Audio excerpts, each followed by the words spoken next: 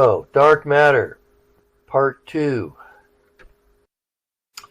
Dark matter is either hot, cold, or warm. So what does that mean? How could a particle that doesn't even interact by the electromagnetic force be called hot, or cold, or warm? And the idea is you're really talking about the speed, the velocity of these particles. So hot dark matter would be particles that are born with a very high velocity, like near the speed of light, like the neutrino. High energy particles that don't have a lot of mass and therefore are moving at extremely high speeds. Okay, that's hot dark matter. What's cold dark matter?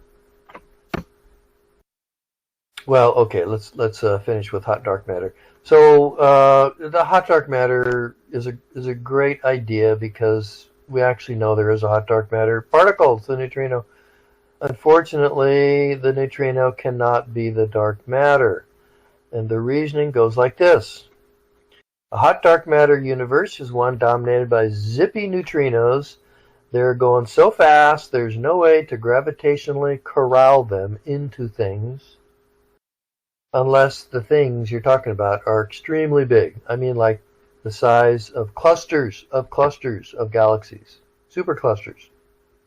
Those would be the first things that might be able to separate out from the Hubble expansion and begin to show up as bits of, well, not bits, but to show up as clumps in the large-scale distribution of things out there in the universe. And then only later, as velocity sorting had stuff slow down relative to their neighbors, would you see clusters of galaxies form. And then only later would the velocities be low enough that you might be able to get galaxies formed. And then only later still would you begin finally to get stars forming. So this is a so-called top-down scenario. Top-down. You build structure from the top down. The biggest stuff forms first and the littlest stuff forms last. Most recently. Okay? That is the exact opposite of what we actually see. And we've known this now since the 1980s with Simon White's work. So there's actually, you don't have to do a whole lot of math to really realize this is true. Look at how lumpy are the stars in this dwarf spheroidal galaxy. Stars are extremely lumpy. They're very dense and they're separated by millions of diameters of themselves. And when we look at the ages of things like dwarf spheroidals and globular clusters in our galaxy, they're almost as old as the whole universe. Clearly, stars formed first. And these dwarf galaxies and globulars formed very quickly after that. Galaxies formed soon after that. Clusters of galaxies, we already saw one picture, and they're really not all that clumpy. I mean, they are, if you pick a clumpy enough cluster, then you can look at it and say, yeah, there's definitely a cluster there. But really, they're not all that clumpy. You know, the density of galaxies there might be a few or 3 or 10 or so times the average density out there, but not millions or billions. And superclusters are really hard to see. They're only just beginning to form. So clearly, the stuff that was really small was able to form first. And that means, since these little galaxies, the dwarf spheroidals, are dominated by dark matter, just like our galaxy, in fact, even more so, then that tells us that the dark matter has to be cold. So that's what we got. Whatever the dark matter is, we think it's some kind of elementary particle that is cold, meaning it was born with essentially zero velocity, and the only velocity that it has now is velocity it acquired by getting pulled around by gravity as the universe got clumpier as it aged. So as you form galaxies and stars and so forth, then the dark matter particles would feel pulled more one way than another, and they would gradually speed up, and so they could be at velocities that are typical of gravitational induced velocities, but not near the speed of light. So what we need, if we want to figure out what the dark matter could be, is we need a cold dark matter particle. We need a particle that has properties of being so-called cold. So this is where it gets kind of fun, because there are no such particles, at least none that we know for sure exist. So what are the dark matter candidates? Well, we're going to look at all these, but just to quickly summarize some of the names we're going to see. I think the current favorite is still the one that is most theoretically favored because it's such a beautiful idea. And that is, if nature obeys a property called supersymmetry, then the supersymmetric partners of ordinary matter particles, well, ordinary non-massive particles like photons and gravitons, are photinos and gravitinos. And if you calculate how many there should be and what kind of masses they might have, you end up with numbers that actually look, quite close to what could be the dark matter. So we've had good success in physics, starting with principles of symmetry and then going out to look for evidence of it and finding that indeed it's there, like matter and antimatter is one obvious example. So people still hope that it might be supersymmetry particles. We'll talk more about them shortly. Other candidates, axions and sterile neutrinos. Those are kind of the main candidates. Okay, so the bad news is, though, none of these have been confirmed to exist, and despite decades of looking very hard to try and discover them, they're still elusive. We're kind of slowly cutting away the parameter space of what kind of properties, what kind of masses these could have. We haven't carved it all away. The haystack where we're looking for the needle has gotten smaller, but it's not gone yet. So people still have hope. If the haystack really goes away, then people are going to be, well, then they're going to be really puzzled. But we're not there yet. Okay. Yeah, what about warm dark matter? So that's something that has some velocity, but not a whole lot.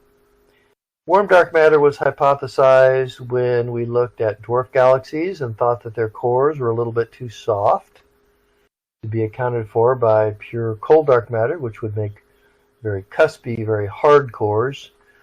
But in fact, that hypothesis doesn't hold a whole lot of water because we can really account for those soft cores by just the action of supernovae blowing the matter out of those dwarf galaxies, like we talked about in the last chapter. The warm dark matter, we don't have any candidates for what warm dark matter might be. So, that's another problem. We don't know whether supersymmetry partners exist, but at least theoretically they have motivation. We don't have any motivated warm dark matter particles. And we don't have any good evidence that it even should be warm dark matter. So it kind of hangs around as a term, but frankly, nobody's going to put any money on it that I know of. Almost certainly not warm dark matter. All right, so what is the dark matter? Let's continue our mystery. So the MACHA results show that it is not clumped large enough to be self-gravitating. It's spread out. These halos are big. So we think it's some form of elementary particle that is dissipationless. So let's look at these constraints. What could the dark matter candidate's properties have to be? So the particles are essentially dissipationless. That means they can't run into stuff and get rid of their energy and then fall by gravity down into the middle. If they start with low velocity and they cluster early on, they can do that. But if they've acquired some velocity by falling into some other clump that was already there, they really don't have a way to get rid of that velocity. They're going to be, they're going to be like stars in the halo of our galaxy, which also don't have a way to get rid of their energy, and that's why they stay out there. They can't like splat into the disk and then just stop like gas can do, because it's all powdered up. Stars are not powdered up. They got a lot of mass. They'll go right through the gas and the disk of our galaxy like it's not even there. And similarly, the dark matter particles seem to be able to do that. So the density of the dark matter, you can You can look at the rotation curves of galaxies, and we see that it falls off as pretty much 1 over r squared. Density falls off as 1 over r squared. And that's consistent with dissipationless dark matter. So, they don't give up their kinetic energy by interacting with other particles. If it was a particle, for example, that was charged, then as it got close to some other charged particle, you'd expect an acceleration-deceleration thing to go on, and that would generate waves in the electromagnetic medium. And that would be light, and that light would carry away energy, and those two charged particles would now have less velocity, and they'd settle. They would settle. Okay? These don't. They don't interact by the electromagnetic force. That's what I'm trying to tell you. They interact maybe by the weak force. We can't even say for sure, since we haven't, well, I don't want to give anything away. We can't even say for sure, though, whether they really interact by the weak force, but we would like to think that they do. If they do, then there's still hope of detecting them. If they only interact by gravity, then we're going to be bummed, because then they get a lot harder to try and detect. And we also don't have any candidates, so that's just, it's sad. That's what it is. Okay, so dissipationless.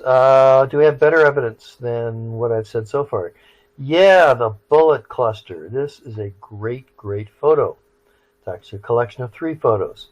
Optical light is the galaxies. These are all these little blobby things are galaxies. That's one cluster. Here's another cluster. This cluster here arrived coming in like that. This cluster arrived by coming in like that. So these 2 clusters have already gone right through each other. And we're seeing them now on opposite sides of the midpoint where they met. The blue is telling you where the mass is. So the blue is, that's actually a good question. I think I'm going to have to assume that the blue is determined by gravitational lensing in the background. You can't do it by X-ray gas at this point. But you can certainly calculate the masses of the clusters from the virial theorem as well, more or less. And you can just, color code where the mass is. So the dark matter is shown by the blue. And the dark matter went right through each other, okay? They went right through each other without any interaction. What did the gas do? Well, there's the gas. It didn't follow the clusters, did it? And it didn't because it's powdered up and it's hot and therefore it's charged, and therefore when charged particles go by each other, they excite electromagnetic waves and they give off X-rays and they cool and they get left behind. So this gas kind of got ram pressure stripped out of the clusters. Now the gas is still pretty thin, and so it didn't, totally splat. It kind of did go through each other a little, but only a little. I mean, there's the gas, okay? So there's the gas. The dark matter's not gas. Whatever the particles are, they're dissipationless. They went right through each other. And the bullet cluster also helps rule out an idea that we'll briefly mention later, and that is maybe we just got the law of gravity wrong. Maybe the law of gravity is altered at very, very, very, very low accelerations, so-called modified Newtonian dynamics. MOND. It's theoretically ugly, and it's ugly actually for some other theoretical reasons, because it turns out we need all that dark matter to really make the universe exactly have the total energy that we need. But it's an idea that has sort of kicked around for a while, and it's not gotten a lot of attention for quite a while now. But anyway, I just went ahead and mentioned it. The bullet cluster helps rule that out. Okay, next property of the dark matter, it's stable. Or at least it's pretty darn stable. It's stable at least for very, very, very long times. Okay, so how do we know that? Well, the amount of dark matter in the universe has not changed much and likely it's not changed at all for the 14 billion years since the Big Bang. So we'll show arguments for why that must be true later. The stability of the proton is additional evidence. It argues that there are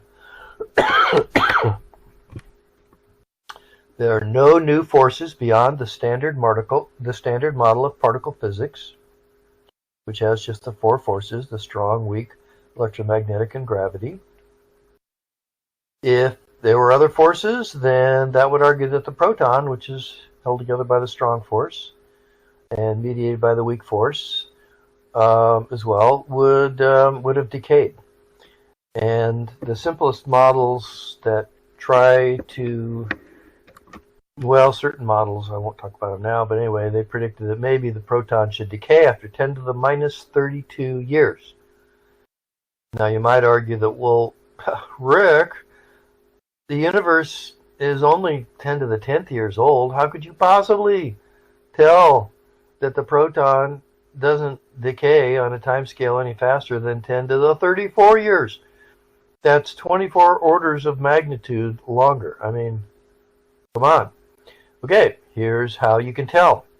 All you need to do is to get 10 to the 34 protons all together in one place. And quantum mechanics says that it's not like one proton has a little clock, and after 10 to the 34 years it suddenly disappears or decays. No, it's a totally random process, and the half-life is 10 to the 34 years is what we're trying to argue. And that means it could decay tomorrow. So if you get 10 to the 34th protons all together at once, then there ought to be one proton that decays every year, on average. Well, 10 to the 34th protons is about how many you have inside the Sudbury neutrino detector, that big ball of water that we looked at earlier, the bottom of the deep mine. It's a nickel mine or a gold mine. I think it's a nickel mine in Canada. And it's totally opaque, and it's buried away so that no cosmic rays can get in.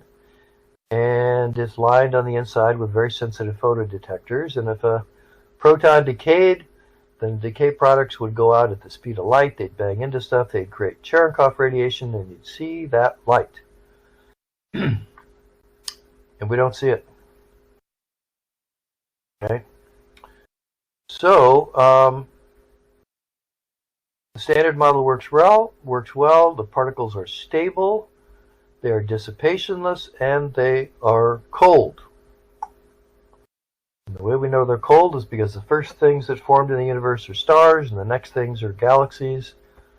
And the next thing much later is clusters of galaxies, and then clusters of clusters are only just really starting to pull themselves together now.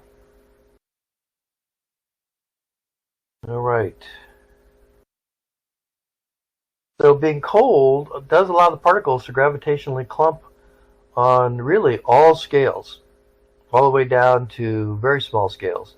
So that means that when we look at our galaxy, you would expect that it wouldn't just be one big galaxy halo, but it would actually be a galaxy halo that's full of smaller and smaller and smaller halos, all the way down to the size of stars, that are dominated by dark matter. And so I'll show you an image of that a little bit later. It's an image from the best simulations that we've got, cosmological simulations done by the Pleiades supercomputer that is up there at UC Santa Cruz and operated by a team led by Joel Premack. And they've got the best simulations out there for simulating the evolution of structure in the universe. There it is. So this is not a real picture. This is a rendering of the particles in a computer simulation that evolved a dark matter halo. Well, it evolved the universe, an area of the universe, a box, sort of a typical box of the universe, big enough to contain a galaxy as massive as the Milky Way, and evolve it for 13 billion years till we got to today. So this is a Milky Way-sized clump of dark matter. And then the visible matter, the ordinary matter, is what fell into this and got dense enough to begin to make stars that we can actually see. But the dark matter you can't see. You can only detect it indirectly by gravity, and if you're really lucky and try really hard, maybe with the weak force, as we'll talk about. Okay, so now you may look at this and say, well, gee, Rick, we've looked at the dark sky, and yeah, there's a few dwarf galaxies around us. You said there was about 50. I see a lot more than 50 here, Rick. Is that a problem? Well, there are some astronomers who maintain that, well, maybe it's a problem. We shouldn't dismiss that it's not a problem. But a more convincing argument could be made that the littler clumps in here, the littler dark matter clumps, bigger than globular clusters, but still, small compared to a big galaxy like the Milky Way. These little clumps, they just don't have enough gravity to hold together the ordinary matter when the first supernovae go off and blow all the matter out, all the ordinary matter out, and shut off star formation. So you would not expect to see these little guys. The observational limit that we would expect is about 100 million solar masses. Less massive than that, then the supernovae, even just a few of them, would be easily enough to blow all of the gas, all the star-making raw material away. And so you're not going to see these because all they are now is dark matter. And the amount of stars that are there are so tiny that you just, they're lost in the blur of all the other stars that are in our galaxy. We've got 400,000 million stars in our galaxy. So trying to pick out a little teeny dark matter clump that might have a few stars is pretty tough. So no, there's no real observational discord with this picture as being realistic for the dark matter, and yet the visible stuff that we see is dominated by us, maybe the large and small Magellanic Cloud. I'm just going to pick a couple of big clumps here. And maybe the Carina dwarf and the Leo dwarf, and there's some other dwarf spheroidals. And then the little stuff you just don't see at all. That's what we think. Okay, so I just explained all that. That's on this slide already, so let's move on. Shoot, it's 8:11 already. Our quiz starts in 30 minutes. All right, let's keep moving. Okay, supersymmetric partner particles of ordinary particles. SUSY, supersymmetry, is still the kind of favored, affectionately, it's like astronomers and physicists can be said to have like a love object for the dark matter. There's a lot of them that are still kind of enamored, still kind of head over heels for SUSY. We haven't found it yet, but it is kind of a beautiful theory, and so it might be true. We don't know. Here's the idea, though. Every particle that we know of, here's the standard particles. Here's the quarks that make up protons and neutrons, and then the heavier particles that are similar to them but decay. Here are the force particles. Quantized electromagnetic waves is photons. Gluons and W and Z particles are the weak force carriers. And then here's the neutrinos. So there's the electron neutrino and the muon neutrino and the tau neutrino. And they're antiparticles if they exist. Might be their own antiparticles. But anyway, there's the standard particles. So supersymmetry postulates, and the Higgs, okay, which we're not going to talk about. Supersymmetry says that there is also in existence supersymmetric particles. So if there's a photon, there's also a photino. And if there's a gluon, gluons are the quantized particles that carry the force, the strong force that holds together nuclei. There's a gluino. and there's xenos and winos. Okay, and yeah, I know these sound kind of weird, but that's particle physics people for you. And then the neutrinos as well. And these guys, the photinos and gravitinos, turn out to have properties that might well be the dark matter. Okay, Josh has a question. How could a photino be cold if it is a counterpart to light speed? Well, these have mass. Photinos have mass. Photons don't. So they're symmetric in many different ways, including that these guys have no mass, but these guys do. And these guys that do have mass don't. So they're it's a symmetry. It's a hypothesized symmetry. We don't know whether it's real, but we have had luck with symmetry as leading us to good answers in the past. So, and as all psychologists know, it's symmetry in a young person's face that makes them beautiful. And so there you go. That's why we're in love with Susie. Susie. You're in love with Susie. Some of us. Okay. Now, it's going to get pretty wonky here, and so I have a bunch of purple slides. We've been looking for these guys for a long time. We have not found them. There's an experiment going on looking for the decay of so-called B particles into two muons. The observations agree very well with the standard model, not with supersymmetry. So that's a minus, and that's as old as 2012 now. But we're going to continue to look for higher energy particles. We have the LHC running nonstop, and very, very unlikely events can eventually begin to add up and become something statistically significant, so we haven't given up yet. Onward. More bad news for Susie. If the dark matter particles are uncharged Susie particles, neutralinos, little neutral ones, then they are their own antiparticle and therefore can annihilate with each other in collisions and become gamma rays. So this is another way that we're trying to detect them.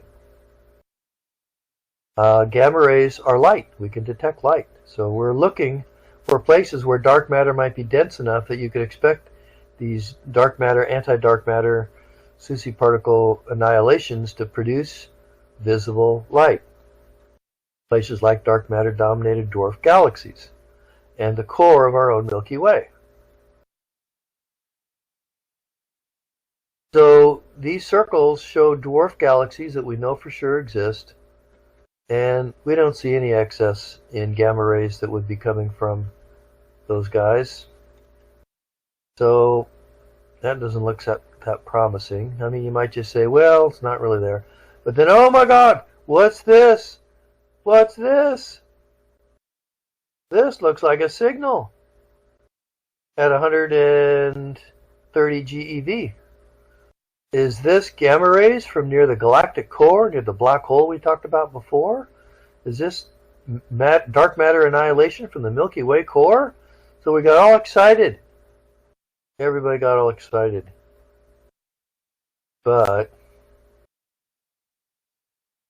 more time went on, and we recalibrated the data, and we reduced the signal. Well, we recalibrated the data. We got more data as well, and the signal sank back down below the level of the noise. So it's just it was one of those noise peaky things that was actually getting intimidating. Well, what's the right word? Suggestive. They were getting suggestive. But no. And Stefano Profumo gave a great talk on all this back in 2015. And Stefano is a star in the Santa Cruz Track Club and is an incredible triathlete. He's kind of like me, only 1,000 times better. I hate to say that, but you know what? That's about the truth of it. Anyway, let's not talk about Stefano. What about sterile neutrinos? So that sounds kind of weird. Sterile neutrinos? Are they, I mean, like, what does that mean? Sterile? Sterile neutrinos are neutrinos that wouldn't feel the weak force. And the reason they wouldn't feel the weak force is because they might have spin that is opposite to this. So spin is a property of elementary particles, and all the elementary particles, all the neutrinos have a left-handed spin, but if a symmetry again were obeyed, that there was also right-handed spin neutrinos, well, the right-handed spin neutrinos wouldn't be observable, and so maybe it's sterile neutrinos. Okay, sterile tauons and muons and electron neutrinos, maybe.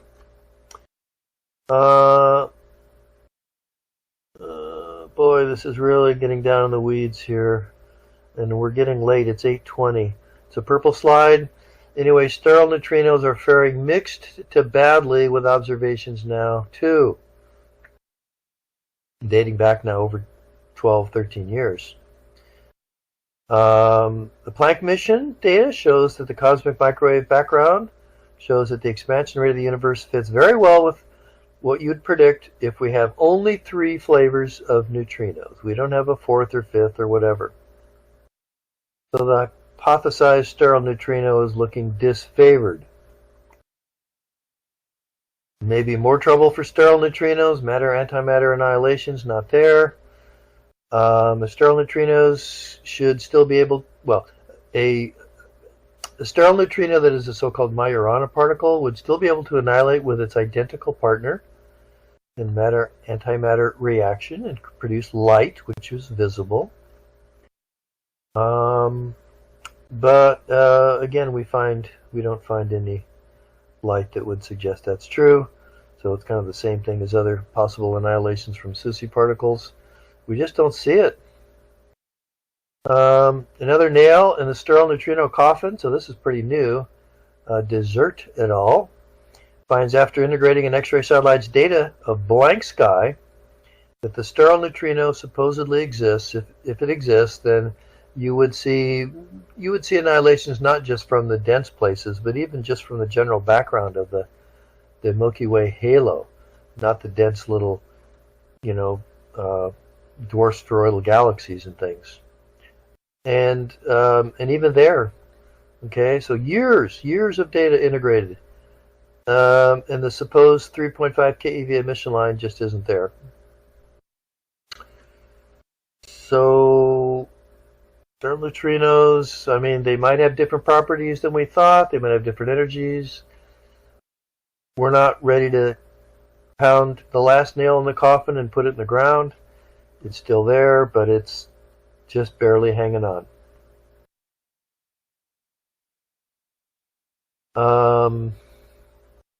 Chelsea says, I think the PowerPoint from your website isn't up to date. That's possible. Yeah, that slide is brand new. We'll get that fixed. No problemo. Okay. Yeah, we can look for missing neutrinos in Ice Cube, which is this gigantic detector at the South Pole. It is very sensitive light detectors buried deep in the ice under the South Pole, hidden away from sunlight, but they would detect Cherenkov flashes from standard neutrinos, and we're just seeing what we'd expect from just 3 flavors and no sterile neutrino. So there's a tiny range of possible masses for the sterile neutrino that are still possible, so we're not giving up hope yet. I don't know, I'm tending to think maybe the axions are the most likely last man standing. They're predicted by okay, axions, it's another one of those great names for advertisers. So there's laundry detergents, and there's a women's hockey team, and there's a cable TV provider, and there's an ISP provider, and there's a tractor built by Le Mans, and there's even a guitar brand, and they're all called axions. But that's not what I'm talking about. I'm talking about the subatomic particle axions, and they're predicted if a certain symmetry called the Peachy-Quinn symmetry is broken, and then it would produce a particle called the axion, and axions would be incredibly numerous but also incredibly low mass, like 10 to the minus 5 electron volts, and hard to detect. So they might be detectable, though, with sensitive detectors to go online soon. So we haven't given up on axions. But you can kind of see how these curves are penetrating deeper and deeper into lower and lower mass areas that are slowly getting ruled out. But, you know, axion models are down here. We haven't really ruled them out yet, at least as of when this slide was made. I haven't heard any new exciting news on axions, so as far as I know, this is kind of still where we're at. But these ruling out areas here are slowly dripping down, and when they finally kill the axions, at least they'll kill axions down here. Could there be axions up here at higher mass? Well, I think those are not as easy to make in theoretical models, but maybe somebody can come up with something. The best hope for axion detection might be astrophysical, telltale absorption lines in pulsars from photon-axion conversions. So if the magnetic field is strong enough, you can actually get a conversion between an axion and a photon. So in high energy areas in general, you can have particles oscillate between different flavors of themselves, as it were. That's how we discovered that neutrinos have mass. But that's also a particle physics thing. It's a little too wonky. This is an introductory astronomy class. So, but what I did want to do is at least throw enough wonk at you to have you realize that, you know what? We've been trying hard. We really have. We really, really, really have been trying hard.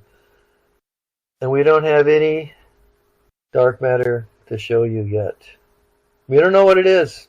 I know you're all waiting. What's the dark matter, Rick? We don't know. We don't know what it is. I wish I could tell you. I can't. Modified Newtonian dynamics. Okay, we briefly mentioned that before, but the bullet cluster really makes that extremely unlikely, even beyond the fact that it's just plain ugly. I know that's politically incorrect to say anything's ugly, but you know what? It's just a theory. It has no feelings to hurt, and so I'm going to hurt its feelings anyway. It's ugly. Okay? To take beautiful gravity as determined by, you know, general relativity and even Newton, and then put this little teeny term down there in the tiny, tiny low acceleration range just to try and make dark matter go away. It's just ugly. And besides, we need dark matter. We're going to see later in the cosmology, we need dark matter. We need just as much as we actually have. So they're really only the last diehards who want to be healthy, skeptical, and not rule out anything yet. Since we haven't found it, I mean, I guess, you know, we need people like that. But yeah, there it is. We don't know what the dark matter is. Are axions the least ugly and the least observationally disfavored of the candidates? Until somebody emails me and says, Rick, you're not aware of X, Y, or Z, I'm going to kind of go with that.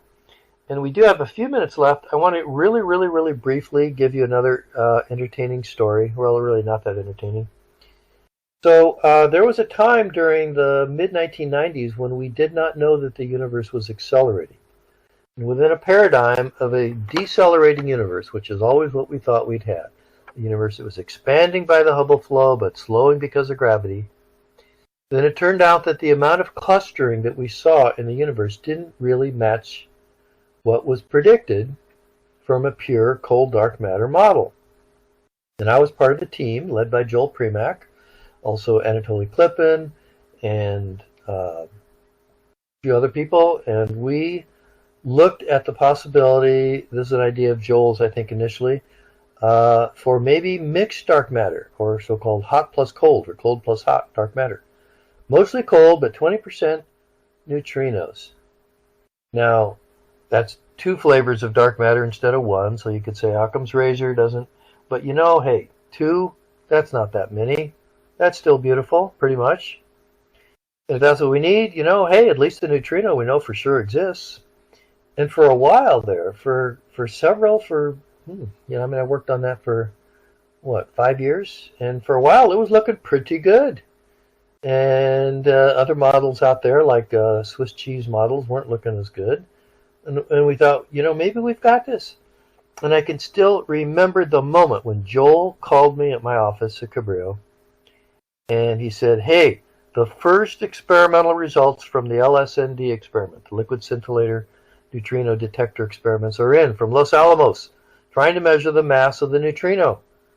And you know that in our theory, we need the mass of the neutrino to be 5 electron volts if it's really going to account for at least part of the dark matter. And he said, guess what they found? And I said to Joel, you're not going to tell me 5 electron volts. And he paused, and he said, 5 electron volts. And that was kind of the peak of my astronomical career. It's been a long bear market ever since. That's the sad part.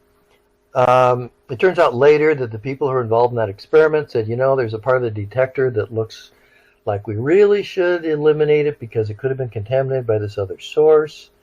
And the other experimenters were thinking, well, maybe you got a point, but that's where most of our signal is. If we throw that part of the detector away, then we got no signal.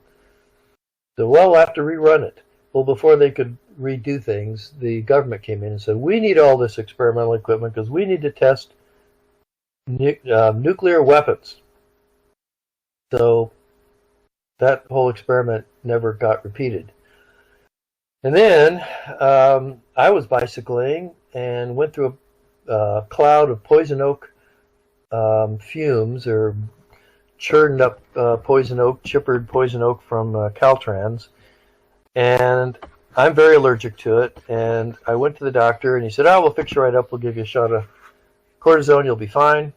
He didn't tell me that one of the side effects of cortisone injection could be osteonecrosis of the femoral head.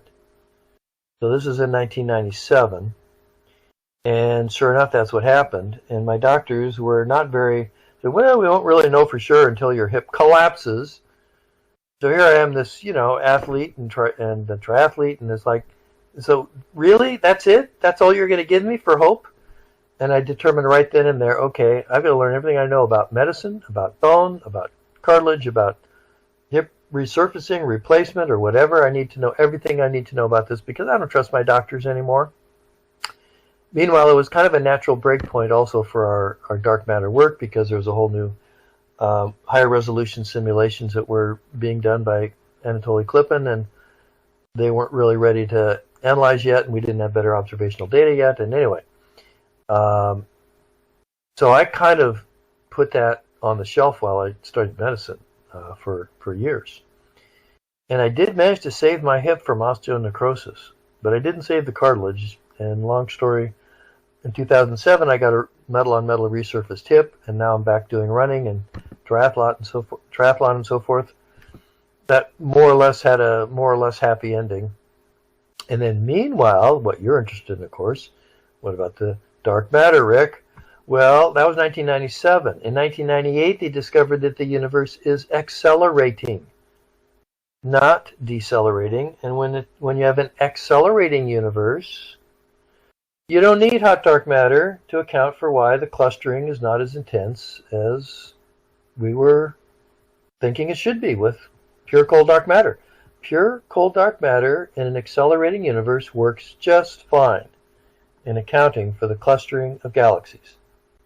So it's beautiful in a way. Now we get rid of one of the, now we're back to Occam's razor. All we need is one species of dark matter. We just need cold dark matter. So yeah, that whole mixed dark matter thing is kind of an interesting little side chapter, and it actually looked good for a while and gave me a real thrill when it looked like it might actually be right. But of course, if it had been right, then I would not be still here. I would probably have a good position somewhere else. Anyway. Anyway, it is now 8:34. We've got 1 minute until your quiz opens. And so I'm going to pause the recording